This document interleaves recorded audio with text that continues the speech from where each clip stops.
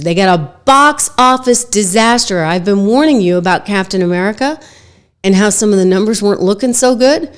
Well, sure enough, this is the latest. By the way, no one likes it on either side, which is kind of interesting. So progressives hate this, and actually conservatives clearly hate it because the guy's out there saying that he doesn't really love America. I'm telling you, you can't make this up. Greg Williams, thank you for your generosity. Much, much appreciated in the super chat. Thank you for that. But I'm looking at Captain America, which is becoming one of the very worst reviewed movies in all times. And Greg, by the way, thank you for pointing out I'm working on a Sunday. We can talk about Bitcoin a little bit later. I'll get back to that. Yes, I'm working on a Sunday, even when I'm kind of under the weather, because this is a big story today, right? Like there's major media shakeup, and it's affecting from ABC to NBC to now Disney as a whole. And it's a business story as well. So that's why I'm so into this, right? Because it's just amazing how everything's changing. But part of it is the DEI equation too. So people don't really like this movie.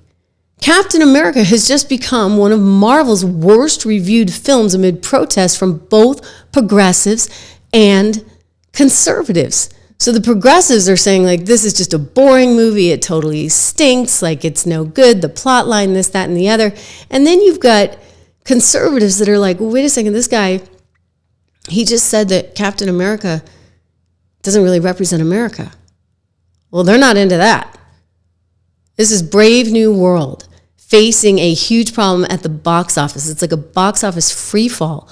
It's putting it among the Marvel Comic Universal Group, whatever, MCU, we're going to go for short, one of the worst releases ever.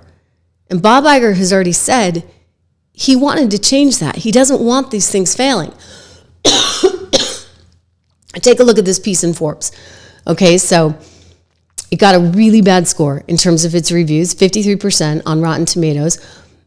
Only one of 3 movies in MCU's catalog to actually, which has 35 films, to get such a bad rotten score. Okay, so the critics don't like it, the people don't like it.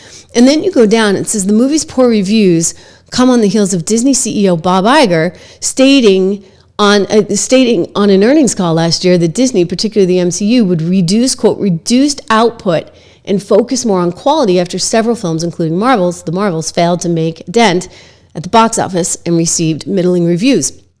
I remember that call, and he basically was like, yeah, we need to do a better job.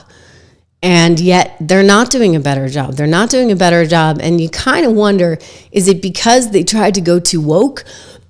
Is it because they were more concerned about having, a minority play Captain America that maybe, I don't know, like, does he not have the chops? I don't really follow him as an actor, but I'll tell you, I don't know how he is as an actor. I don't know how the plot line is. Maybe the writers just were really bad at their jobs. But I'll tell you what I don't like. I don't like this soundbite that I'm going to play. Here he is on the international stage. He's over in Rome. He's trying to promote his movie, and he's saying it's not really representative of America. Well, you know what? I don't think Americans are really going to want to see your little movie, Anthony, when you don't actually talk up what's good about Captain America. For me, Captain America represents a lot of different things, and I don't think the term, America should be one of those representations. Like, it's about a man who keeps his word, who has honor, dignity, and integrity, someone who is trustworthy and dependable.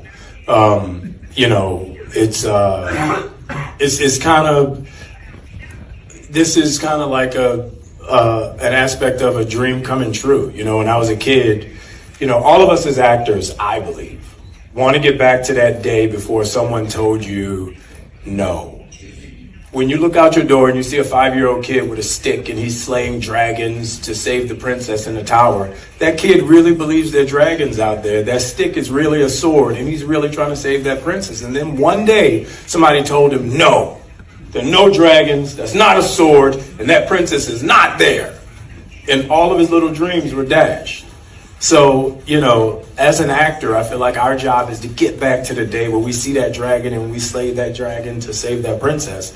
And that's kind of what this movie was for me. Well, that's great, Anthony. But here's the reality in the new world in which we live. Shareholders want a return on their dollars. They've invested with Disney. They've lost a lot of money. The stock has actually been cut in half from its highs back in 2020. So you either make movies that people want to see or you don't have a job. And Bob Iger has actually made that one kind of clear. And by the way, he's on your side.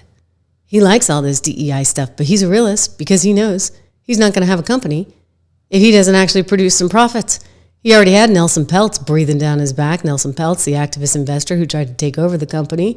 And one of the points that Nelson kept making was that the movies weren't resonating anymore. All they could come up with was like sequel after sequel after sequel. And then they're reinventing Snow White. More on that in a second. But again, the critics hate this thing. Even the Washington Post hates this thing. The Hollywood Reporter hates this thing. So you get the mainstream media in the entertainment world hating on your movie.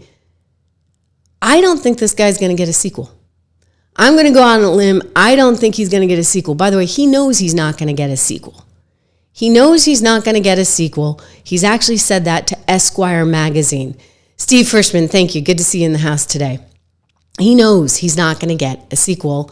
He admitted that because, if it doesn't do well in the box office with the returns, then it's over because that's how it works. And guess what? So far, not looking good. Not looking good.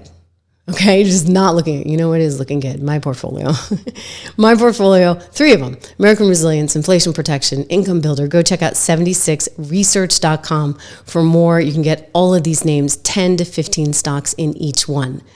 It's really, you know what? Or if you don't want to do that, you can do code word dollar and get the 76 report at 76research.com. I'll tell you guys, I'm just amazed by the stupidity of Disney. Look at this one. Snow White.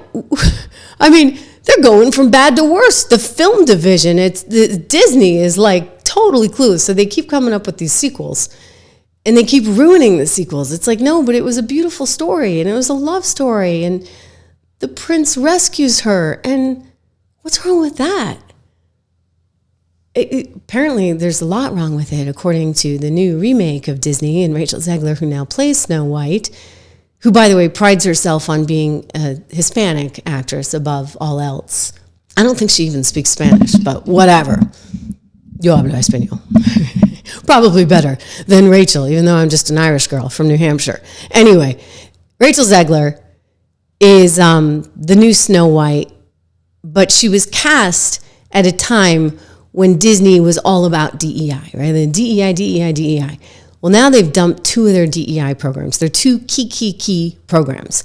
And they're doing this because investors are like, it's not working. We need shareholder value. We need return. We've written on this actually at 76 Research because this is kind of an important thing to understand. You can use code word dollar and you can get that report on Disney. But listen, they're like, hey, you know what? This Reimagine Tomorrow campaign, it's over.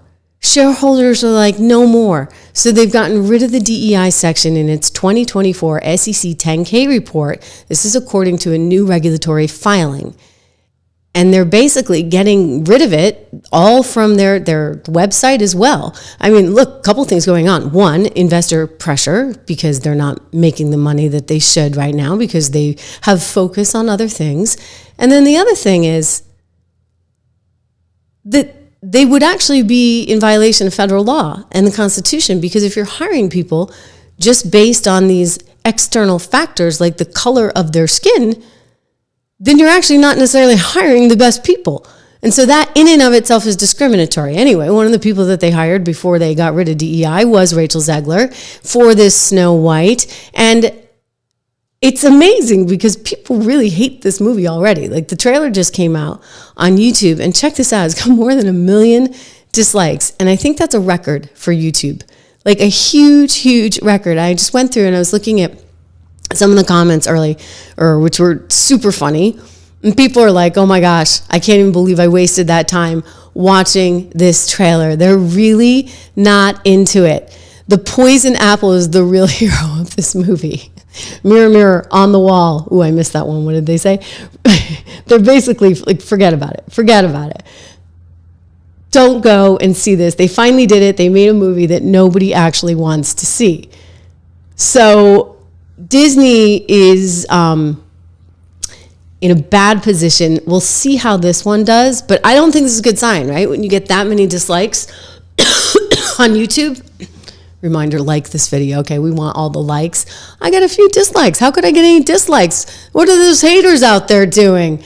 Anyway, bring on the likes. Bring on the likes because it helps the algorithm. It was so bad at Disney that they actually had to dismantle the section where you could see the dislikes. So now if you go there, you only get to see the likes. You don't see any dislikes, but let's just say there aren't that many likes. 40,000 likes. Like 1 million plus dislikes. So, the whole movie is just sort of ridiculous. You have Rachel Zegler, who as Snow White does not believe that the prince should rescue the princess, who doesn't believe that this should be love. Like she's got to, go find her own destiny. Heck, maybe she'll rule the kingdom herself and be a CEO or president or something like that. It's like the Hillary Clinton version of Snow White.